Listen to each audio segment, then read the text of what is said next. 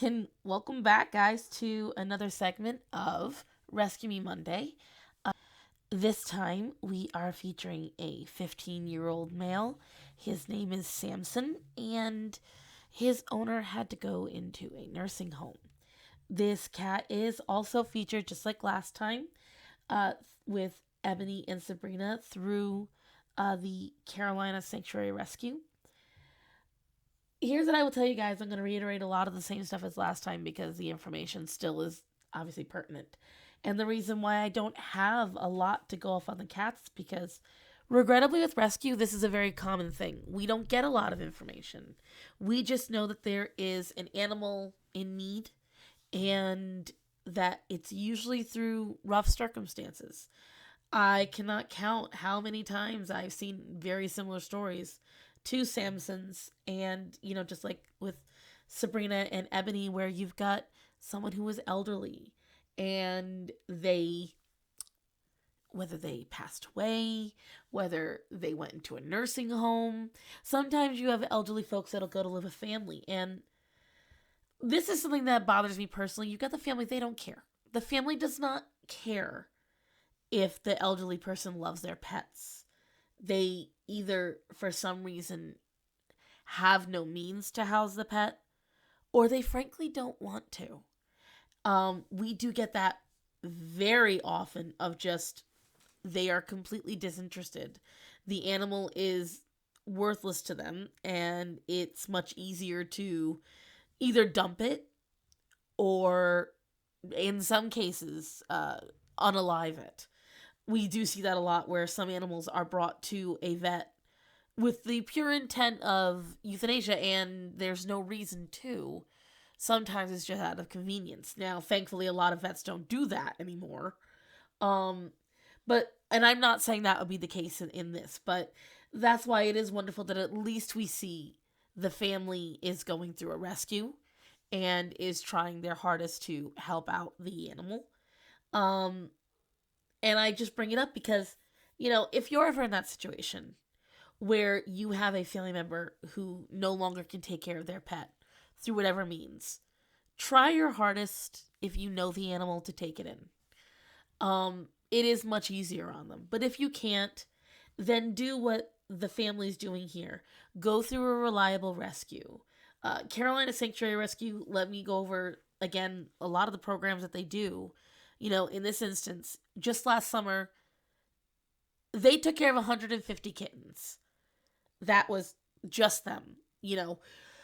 Whether it be through programs, rehoming, rehabilitation, they helped out. That's just 150 kittens. That's not including all the adult cats, again, like Samson, that will really need a home as things go on. I touched on it last time, but I realized I didn't explain. They do something called TNR. If you're unaware what TNR is, it means trap, neuter, release. And here's why that is important. Trap, neuter, release is where they take feral cats and they realize these cats, because they're feral, they can't go into a home like a normal cat could. They are animals that are better equipped for hunting. These are animals that are better equipped for outside. They understand.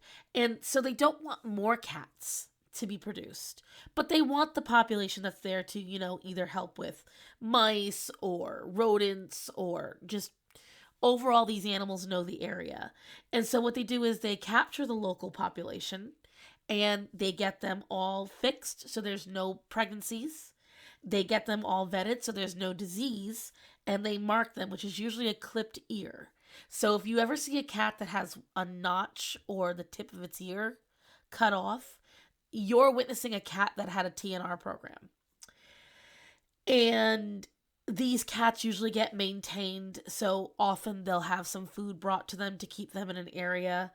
And what they also do, a lot of folks don't realize, when you get a TNR population, a cat colony, as they're called, they also prevent new cats from coming in.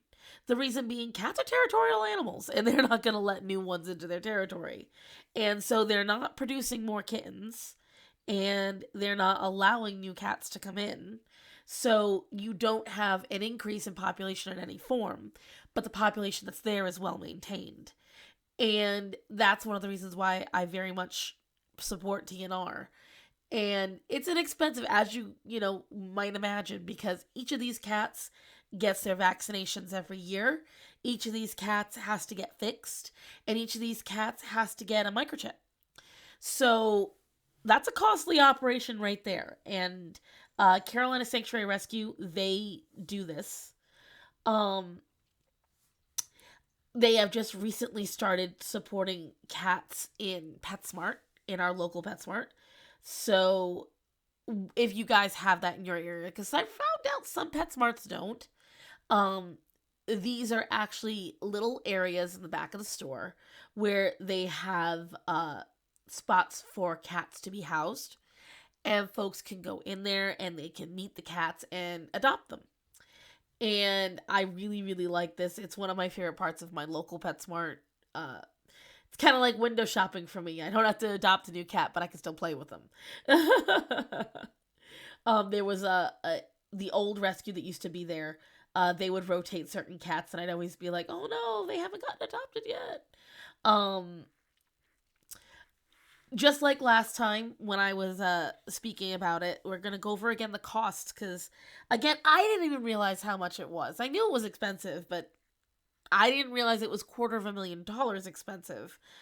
Running one of these rescues, a small rescue like Carolina Sanctuary Rescue, that can cost up to $200,000 to $250,000 a year.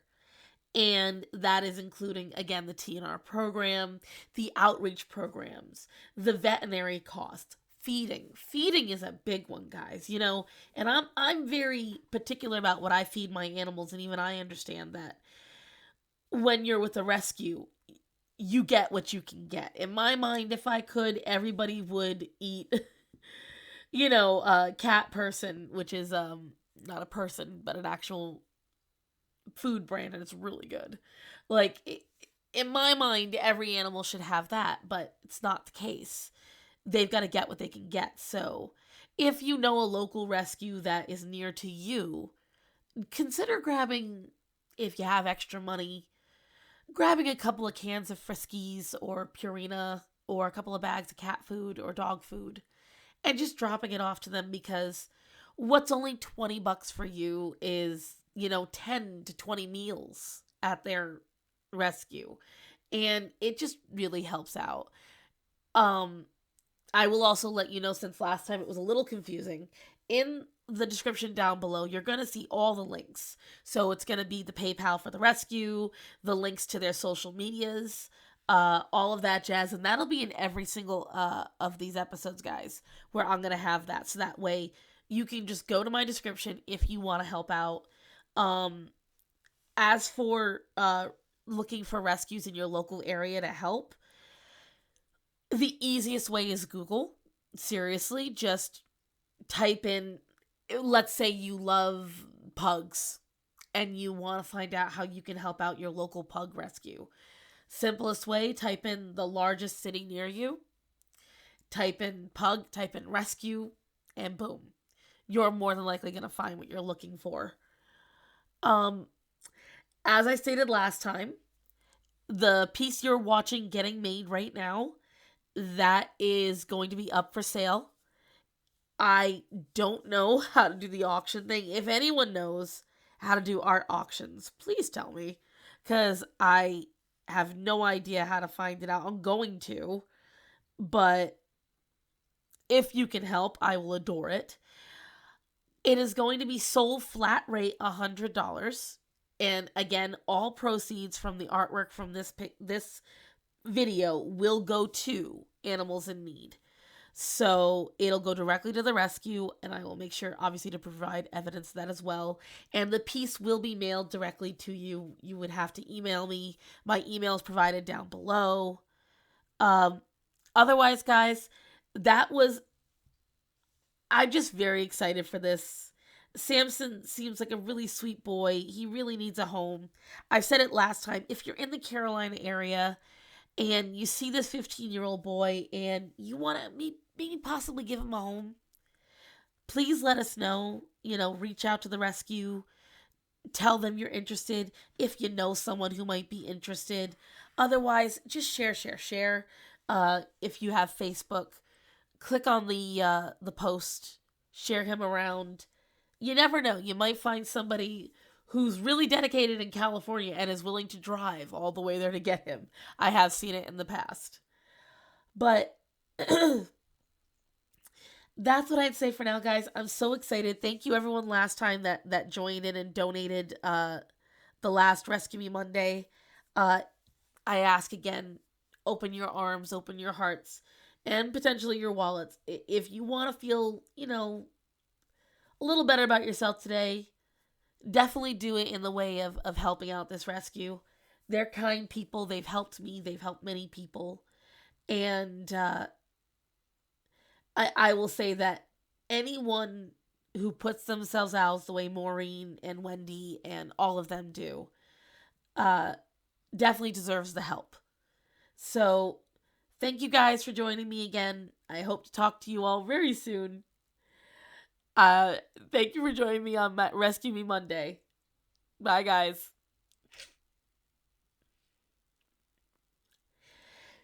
And everyone, here is Samson's information, his picture, because he's just the cutest little thing. I just want to say thank you all. Last time during my premiere last time, we got a donation, and I hope to keep this up. I'm really excited for this. I'm so jazzed. But I just want to thank everybody again for all the support, all the love, for showing up, for sharing. Please keep doing that. If you want to donate, please do that as well. Thank you all for the support. Thank you to my patrons, because, again, your support makes this possible. John Quinn, Neil DeVry, Sherry Molosky, Ede, Maria, Danielle Mariano, Panda Bear, you guys are all amazing, seriously. I just appreciate all of you. And I just want to thank all my followers, everyone else. Have a great day, everybody. Remember to tell those important to you that you love them and to be safe. So everybody, I love you. Be safe. Bye.